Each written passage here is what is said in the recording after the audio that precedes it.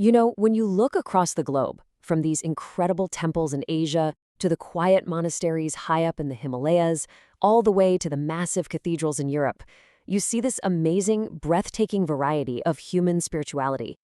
At first glance, they all seem so different, so unique. But what if they were all actually singing the exact same song, just in different languages? And that, right there, is the huge puzzle we're going to unpack in this explainer. Is it even possible that all these incredibly diverse beliefs, with all their different rules and stories, are really just different roads leading to the exact same place? All right, let's dive in. So, on the one hand, you've got what looks like total chaos, a real cacophony. You've got religions with whole families of gods clashing with religions that say there's only one god. You have rituals and rules that seem to completely contradict each other. Honestly, it can look like one big, long history of disagreement. But here's where it gets interesting. If you dig just a little deeper, you hit this silent bedrock, a shared foundation built on these huge ideas of divine unity, quiet reflection, and a single overarching transcendent truth. So how can both of those things be true?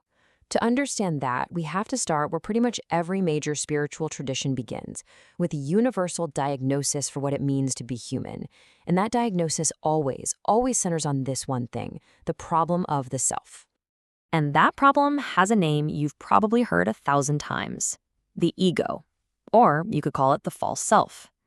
It's this deep-seated illusion we all have that we're a separate I, this isolated person disconnected from everybody and everything else. We spend pretty much our whole lives building up and defending this me, and according to these traditions, that is the real root of all our suffering, our loneliness, and our pain. And this is what's so fascinating. This isn't an idea from just one culture. Look at this. Hinduism calls it ahamkara, which literally means the I maker. Buddhism talks about it as the clinging to a permanent solid self. In Christianity, it's seen as personal will and pride, the very things that separate you from God. And in Islam, it's the ego pretending it's in charge, that it's autonomous. See? Different names, but they are all pointing at the exact same problem. Okay, so if the diagnosis is universal, it kind of makes sense that the prescription would be too. And it is. Across the board, the solution is the same. This false self, this ego, must be overcome. You have to go on a journey to transcend it. And how do you do that? Through what we call spiritual practice. And it doesn't matter what it looks like on the outside. It could be prayer, meditation, chanting, whatever. On the inside, it's all designed to do the same thing. First, you quiet that nonstop chatter in your head. Then you start to break all those old, self-centered habits. The goal is to shift your focus away from me being the star of the show so that you can finally connect to something much, much bigger. The toolbox for this kind of work is just incredibly rich and beautiful. You've got Buddhist meditation, which is all about observing your own mind. You have Christian contemplative prayer, which is about letting go of thought to find pure presence. You have the amazing ecstatic whirling of the Sufis, or the intense focus of a Native American vision quest. Heck, even basic ethical rules are tools to keep the ego's selfish impulses in check. They're all different tools, sure, but they're all designed for the exact same job. So, here's the billion-dollar question. What happens when this actually works? When the constant noise of that separate self finally quiets down? What's left?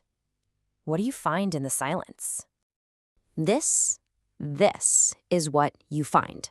A direct, undeniable experience of reality as one single, interconnected, sacred whole.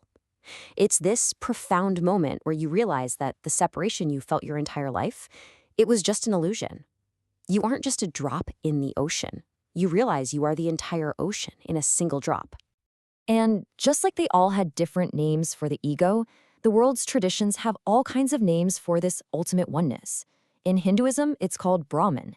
In Buddhism, it's Shunyata, this idea of total interdependence. Taoism calls it the Tao. Christian mystics called it the Unio Mystica, a mystical union with God. And the Sufis of Islam call it the Anyanist waiting. They're all different words trying to describe an experience that's, well, probably beyond words. I think this ancient Hindu scripture, the Upanishads, puts it with such incredible power and simplicity. Thou art that. Just 3 words.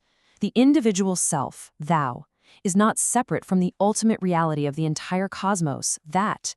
They're not 2 different things, they are one.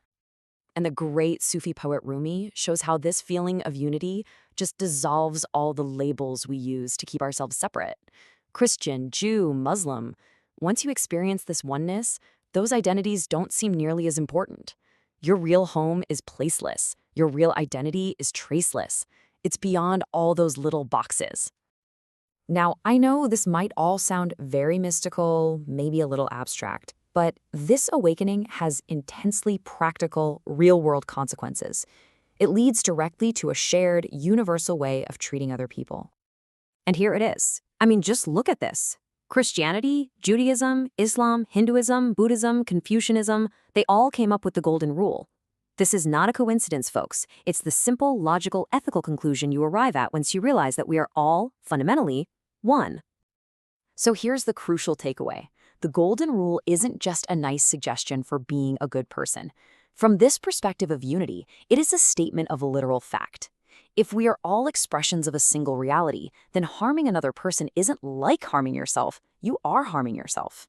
Suddenly, compassion becomes the most logical, rational way to live. This chart really nails the fundamental shift in what drives us. The egoic mind, that part that feels separate and scared, its whole operating system is about acquiring things and dominating situations. But the transcended spirit, the one that knows it's connected to everything, it runs on a completely different program. Its impulse is to connect with others and to serve the whole. And this brings us right back to our original question, why all the differences? Well, there's a classic metaphor that explains it perfectly. All the unique rituals, the different myths, the symbols, they are all just fingers pointing the way to the moon. The moon is the ultimate truth. The great folly and the cause of so much conflict is that we forget all about the moon and we just stand around arguing over which finger is the best one. Rumi once again just captures the entire point of this whole explainer in one perfect line.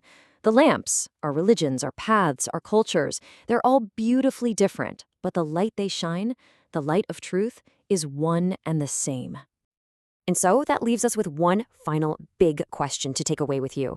If this is true, if we are all truly expressions of one single interconnected reality, then what changes? What changes in how you see yourself, how you treat other people, and how you decide to live your life, starting right now?